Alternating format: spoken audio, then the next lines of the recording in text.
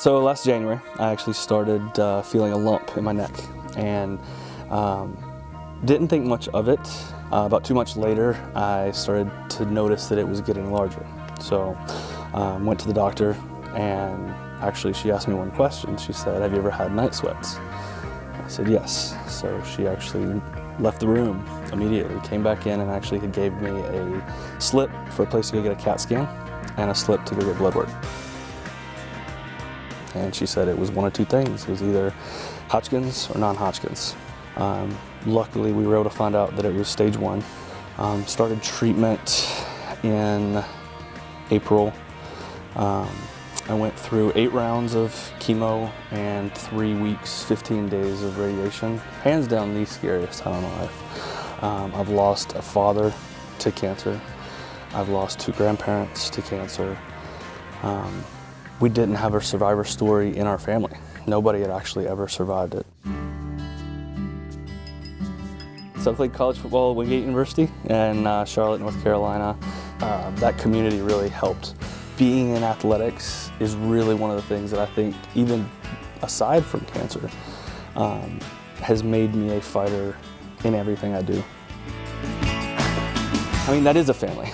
To be honest, they have really helped support me through this. You know, one thing that was really interesting during the first 4 weeks was the outpouring of support from family and friends. You know, people that I haven't talked to in 20 years who, you know, we keep in touch just via Facebook or any other social media, reaching out, sending letters, sending cards. You know, there's so much negative in the world that sometimes we forget that there's so much good.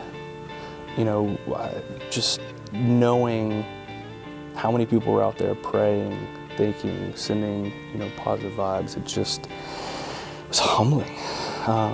You know, because it was one of those things that kept me from thinking about how scary it is. Having 2 daughters, at the time 2 and 4, there was a lot of time spent just as a family enjoying every moment. We hadn't really talked about cancer. They did know that I was sick. They knew that the doctor was making me better. One day, I look forward to tell them about the process and really what they meant to me during it. They made me want to fight harder than anybody else out there. So you're talking about something. I've got a picture of my daughter kissing me on my freshly shaved head. It's one of my favorite pictures. Almost 7 months now I've been clear. I'm going back every 3 months for checkups, CAT scans, things like that. I was so excited to be done with chemo. When I went to ring the bell, I ripped it off the wall.